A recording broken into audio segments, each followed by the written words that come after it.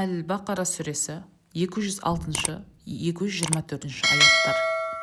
Ондай пенделерге Құдайдан қорықсаңшы деп ескерту жасай қалсаң, істеген жауыздықтарына тәкаппарлығы қосылып, мүлдем күнәға бата түседі. Ондайлардың мәңгілік тұрағы болатын жаһаннам қандай жиіркенішті орын десеңші. Алланың разылығын алу үшін шыбын жанын садақа қылатын пірадар пенделер де бар.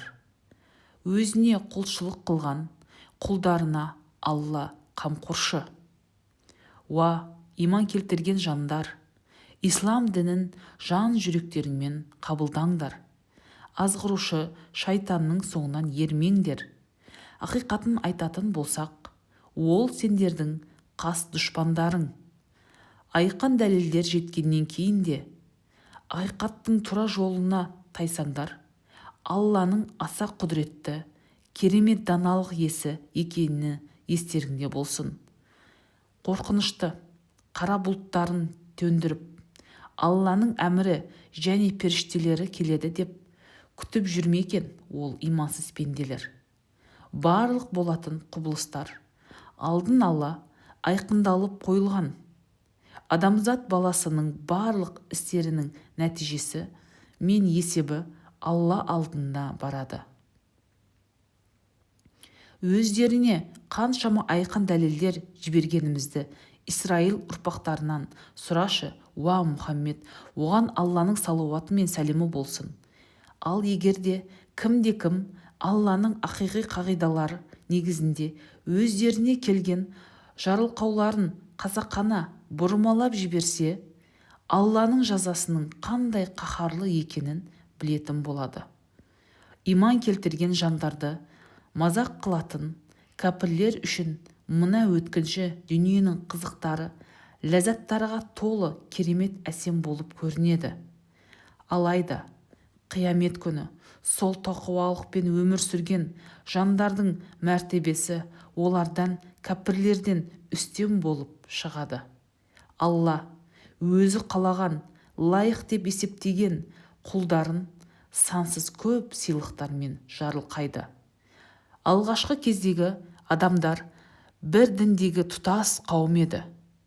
Оларды сақтандырып әрі насихаттау үшін Алла пайғамбарлар жіберіп сүйіншіледі. Және сол елшілер арқылы олардың әркелкі көзқарастарына төрелік айтатын шындыққа толы кітап жіберді.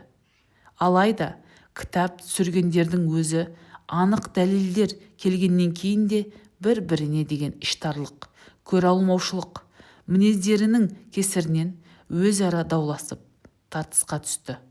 Алланың қауымымен болған сол талас-тартыстағы мәселе де ақиқатқа сенген жандарды да Алла өзі қолдады. Алла өзі қалаған жанды тура жолға салады. Өздеріңе дейінгі қауымдардың көрген бейнет зардаптарын өз бастарыңнан өткермей-ақ жәннатқа кіре саламыз деп ойлайсыңдар ма? Олар жоқшылыққа, әртүрлі ауруларға душар болған еді. Олардың адам төзгісіз көптеген қорлықтар көргендері, сондай араларындағы елші мен олардың сөздеріне сеніп соңдарына ергендердің өзі Алланың жәрдемі қашан келіп жетеді деп тілеген. Алланың көмегі шын мәнінде жақын. Уа Мұхаммед, оған Алланың салауаты мен сәлемі болсын. Олар сенен садақа берудің пәтуасы жөнінде сұрайды. Қолдарыңдағы дүние байлықты ата-аналарыңа, туған туысқандарыңа, жетімдерге, міскіндерге және сапарда жүрген мүсәпірлерге жұмсаңдар. Шын мәнінде сендердің жасаған игілікті істерің әрқашанда Аллаға мәлім, деп айтқан оларға. Көңілдеріңе жақпаса да сендерге соғыс парыз етілді. Кейбір жағдайларда сендерге ұнамайтын нәрселер өздеріңе қайырлы болып шығуы мүмкін.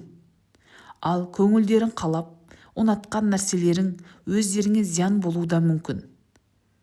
Шын мәнінде ненің пайдалы, ненің зиянды екенін Алла біледі, сендер білмейсіңдер.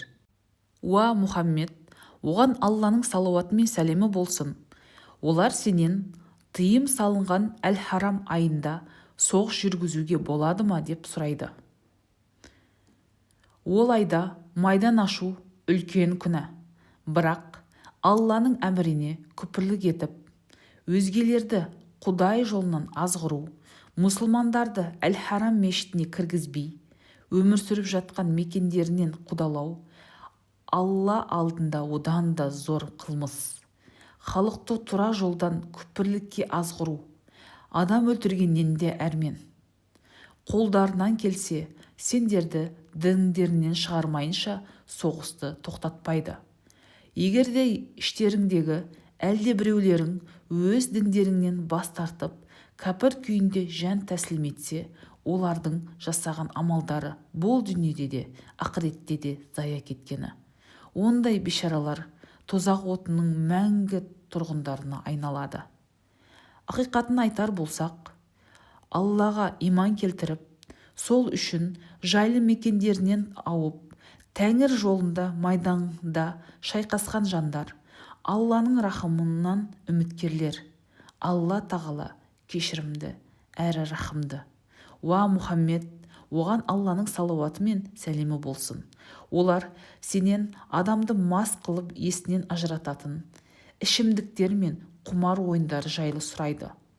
Оларға ол екеуі де үлкен күнә. Адамдар үшін кейбір пайдасы да болады, дегенмен пайдасынан гөрі зияны көп, деп жауап бер. Олар өз дүние мүліктерінің қаншасын садақаға жұмсау керек екенін де сұрайды. Қажеттеріңнен артылғанын, деп жауап бергейсің. Осы дүние мен ақырет жайлы ойлануларың үшін Алла өз аяттарын осылай баяндайды. Олар сенен жетімдер жайлы сұрайды. Уа Мұхаммед, оған Алланың салауаты мен сәлемі болсын. Оларға қайырымдылық жасау Құдай сүйер қайырлы іс деп айт. Егер де оларды өз қамқорлықтарына алсаңдар, сендер де бауыр секілді болады. Алла арамдық жасаушы мен ізгілік жасаушыны біледі. Егер де Алла қаласа, бастарыңа тауқымет түсіре салады. Алла құдіретті әрі дана хакім. Иманға келмейінше мүшрик әйелдермен некеге тұрмаңдар. Сендерді сұлу көркімен қызықтырған мүшрик әйелден мүмин күн сөзсіз артық. Толық иманға келмейінше мүшрик еркектерде некелеспеңдер. Сендерге мінез құлқымен жақсы көрінген мүшрик еркектен мүмин құл сөзсіз жақсы. Олар, мүшриктер, сендерді тозақ отына қарай шақырады. Ал Алла сендерді жәннатқа және өзінің жарылқауына шақырады. Пенделері санасына ой түйсін деп жаратқан өз аяттарын осылай баяндайды. Уа Мұхаммед, оған Алланың салауаты мен сәлемі болсын. Олар сенен әйелдердің етеккірі жөнінде сұрайды. Ол зиянды кезең. Ондай уақытта әйелдеріңе жоламаңдар. Етеккірден арғанға дейін олардан аулақ болыңдар. Ал тазарған соң Алла бұйырған тәртіппен жақындасыңдар. Тәубе етушілер мен таза жүрушілерді Алла жақсы көреді.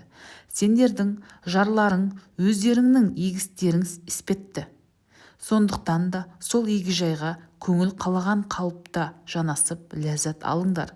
Бірақ өздеріңнің жан дүниелеріңді алдын ала дайындап алыңдар. Қандай жағдайда да Құдайдың қаһарынан қорқыңдар. Ақыры түбінде Алланың алдына баратындарыңды ұмытпаңдар. Қуанышты хабарды иман келтіргендерге жеткіз.